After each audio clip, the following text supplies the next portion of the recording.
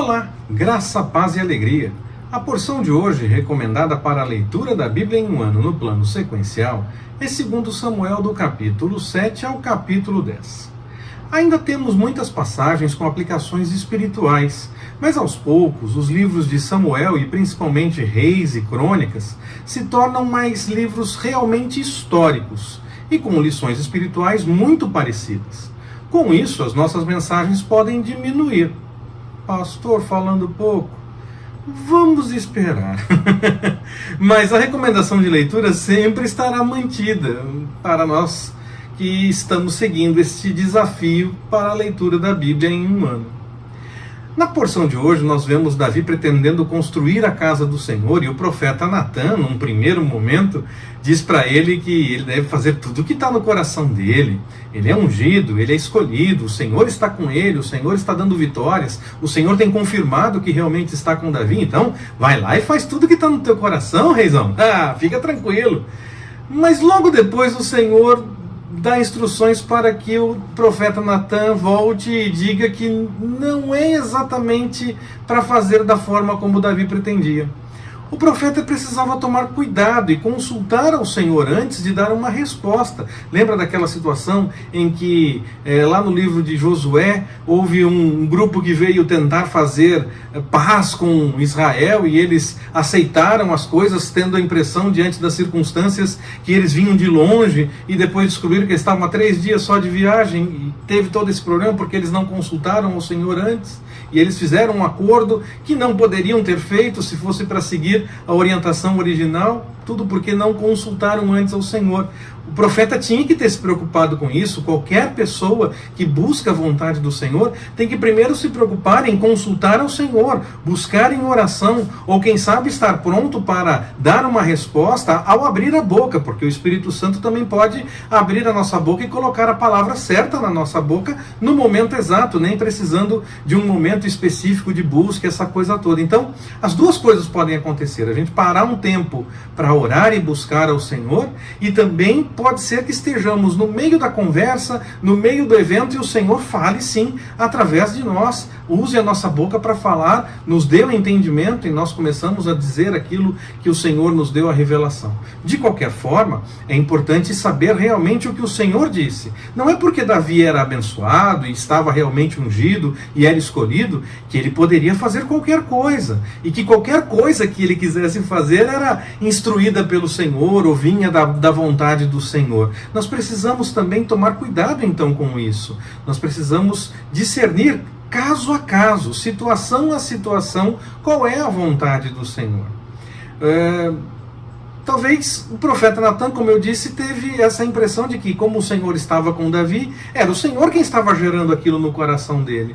Mas o líder político, ele pode sim ter vontades até boas. E era ruim querer construir o templo? Não era, não é verdade? Mas essa vontade não estava de acordo com a vontade do Senhor para aquele momento.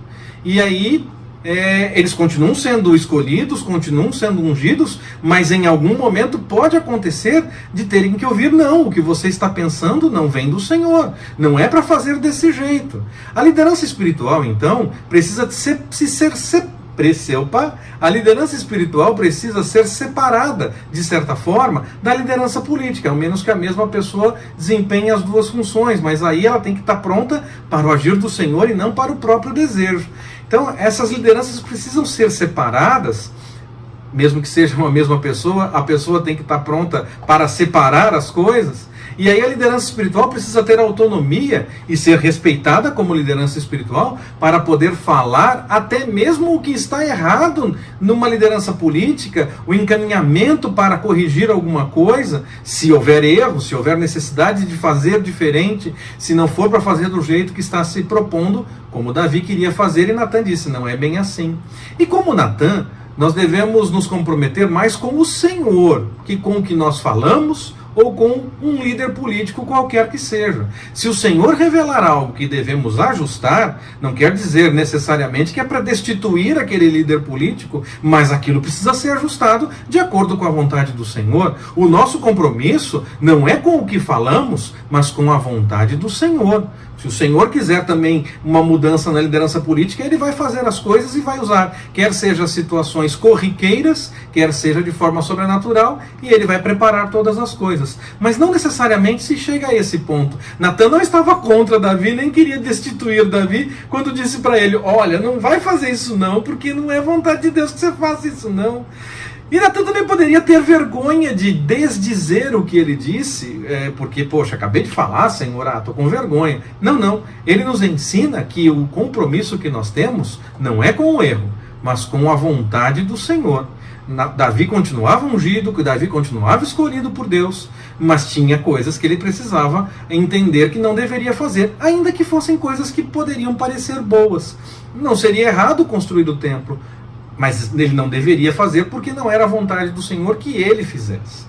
Mesmo dizendo para Davi não construir o templo, o Senhor confirma que isso será feito por um sucessor seu e que sempre haveria um sucessor da sua linhagem, alguém da sua linhagem como rei para Israel. Jesus é da linhagem de Davi, logo isso continua sendo uma verdade completa.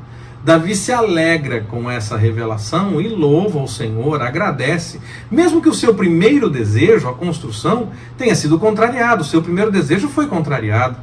Nós precisamos notar o agir do Senhor, que nem sempre faz como nós queremos ou como nós queremos, mas sempre cuida de nós e sempre tem o melhor. Davi confirma que não tinha nenhum problema com Saul quando ele quer ajudar alguém que seja seu descendente. O sentimento de Davi era realmente diferente, mesmo tendo sido perseguido e tendo fugido por tanto tempo, Davi reconhecia o agir do Senhor em toda a história. O mesmo rei Davi que mata quem apresenta informações é aquele que honra descendentes da família do morto, que perseguiu Davi e que fez ele fugir por tanto tempo. Ter medo por tanto tempo, temer pela sua própria vida, não simplesmente ter medo porque ele sabia do cuidado do Senhor, mas claro, ele estava preocupado com o que estava acontecendo. Eu já vejo aqui então em Davi o embrião do que o Evangelho nos apresenta com Jesus sobre amar os seus inimigos. É fato que a premissa de Davi, o ponto de partida dele, era a questão da unção do Senhor sobre Saul e a amizade que ele tinha com Jonatas. Por isso eu digo que é apenas um embrião dessa ideia do que Jesus defende sobre amar os inimigos. Mas eu já posso ver um pequeno início dessa ideia de amar de fato os inimigos. As vitórias em batalhas mostram que aqueles que seguem a vontade do Senhor podem contar com a vitória mesmo. Temos que seguir, claro, a vontade do Senhor. E mesmo que pareça complicado, Ele vai cumprir a sua vontade.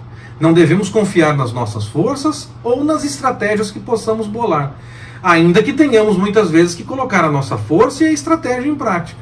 A maior força e a maior estratégia é nada sem o cuidado do Senhor.